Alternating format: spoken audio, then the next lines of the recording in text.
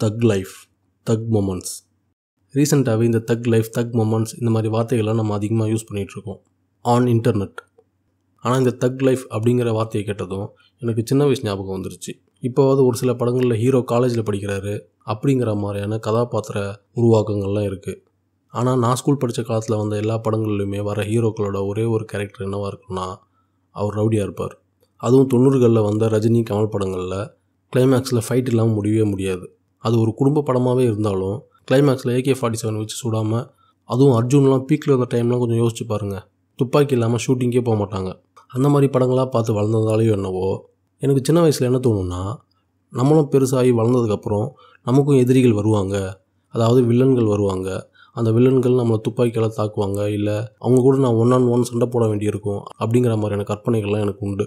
அதனால் என்ன பண்ணுவேன்னா, என்னென்னானே டவலை வச்சு கை ரெண்டுத்தையும் கட்டிக்கிட்டு சேரில் உட்காந்துக்குவேன். சப்போஸ் ஃப்யூச்சரில் வில்லன்கள் என்னை இந்த மாதிரி கட்டி போட்டு உட்கார வச்சுட்டா நான் எப்படி தப்பிப்பேங்கிறத ரிஹர்சல் பார்த்துக்குவேன். அப்போ தான் ஒரு ரஜினி படம் வந்துச்சு. அந்த படத்தில் ரஜினியை புல்லட்டால் சுட்டுருவாங்க. அந்த புல்லட்டை அவர் ஹாஸ்பிட்டலுக்கு போகாமல் ரிமூவ் பண்ணுவார்.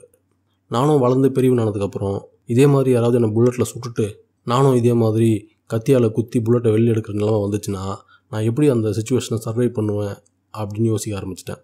அதனாலேயே வீட்டில் ஒரு நாள் யாருமே இல்லாத டைமில் நானும் கத்தியை வச்சு லைட்டாக குத்த ட்ரை பண்ணி பார்த்தேன். ஆனால் லைட்டாக குத்தின உடனே வலிக்க ஆரம்பிச்சிருச்சு. இதே என்னால் தாங்க முடியலையே, நான்லாம் எப்படி ஒரு ஹீரோவாக என் லைஃப்பை நான் லீட் பண்ண போகிறேன்னு எனக்கு புரியாமல் ரொம்ப அன்றைக்கி கன்ஃபியூஸ் ஆகிட்டேன். பட் அப்படியே இருந்தாலும் எனக்கு எதிராக ஒரு வில்லன் உருவாகி அவன் என்னை புல்லட்டில் சுட்டு அந்த புல்லட் என் நெஞ்சில் பாயாமல் மிஸ் ஆகி என் தோள்பட்டையில் பட்டு அதை எடுக்கிறதுக்காக நானே கத்தியை வச்சு ட்ரை பண்ணுற அளவுக்குலாம் போகாது. எப்போனா எங்கள் ஸ்கூல் ஆனுவல் டே அப்போ புரிஞ்சுது. ஸ்கூல் ஆனுவல் டேயில் என்ன ஆச்சுன்னா, அந்த ஆனுவல் டே நடந்த கிரவுண்டு எங்கள் ஊர் பஸ் ஸ்டாண்டை ஒட்டி இருக்கிறதுனால கிட்டத்தட்ட திருவிழா மாதிரி பேரண்ட்ஸு, டீச்சர்ஸ், ஸ்டூடெண்ட்ஸை தாண்டி பொதுமக்கள் கூட்டம் தான் ஜாஸ்தியாக இருக்கும்.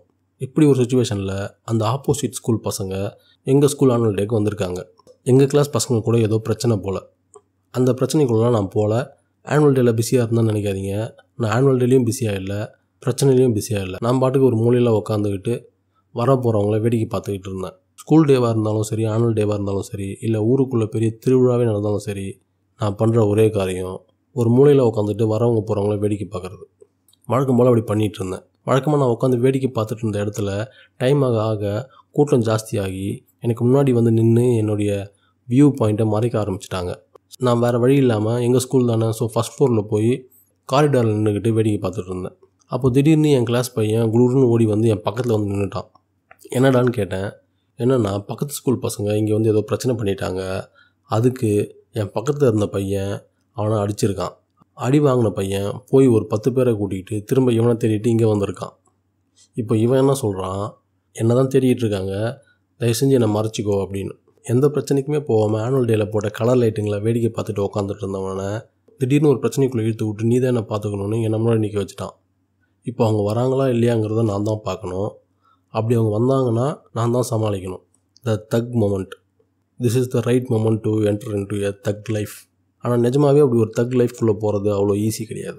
அதுவும் ஆரம்பத்தில் இருந்து வேடிக்கை மட்டுமே பார்த்துக்கிட்டு இருந்த என்ன மாதிரி ஒருத்தனுக்கு சடனாக ஒரு தக் லைஃப்குள்ளே, தக் மொமெண்ட்டுக்குள்ளே இறங்குறதுங்கிறது ரொம்பவே கடினமான செயல். நம்ம யார்கிட்டையாவது போய் காப்பாற்றுங்கன்னு போய் நிற்கும் போது இருக்கிற பயத்தை விட இன்னொருத்தர் நம்மக்கிட்ட வந்து காப்பாற்றுன்னு நிற்கும் போது, அதாவது நம்ம அவங்கள காப்பாற்றுற இடத்துல இருக்கும்போது இன்னும் ஜாஸ்தியாக பயம் வரும்னு அன்றைக்கி நான் புரிஞ்சுக்கிட்டேன். கிட்டத்தட்ட ஒரு அரை மணி நேரம் கால் நடுக்கத்தோடு நின்றுட்டு இருந்தேன். நல்ல வேலையாக யாருமே வரல. அன்றைக்கி எனக்கு புரிஞ்சுது, நான் வளர்ந்து பெருசானதுக்கப்புறம் எதிரிங்க என்னை கன்னால் சுட்டு புல்லட் என் தோள்பட்டையில் பாஞ்சு நான் அந்த புல்லட் சவுண்டு மேலே சரக்கை ஊற்றி கத்தியால் குத்தி புல்லட்டை வெளியே எடுக்கிற அளவுக்குலாம் கண்டிப்பாக நான் போக மாட்டேன். என்னோடய எதிரிகள் 10 அடிக்கு முன்னாடி என்னை நெருங்கும் போதே எனக்கு ஹார்ட் அட்டாக் வந்து நான் போயிடுவேன் அப்படிங்கிறது எனக்கு புரிஞ்சுது.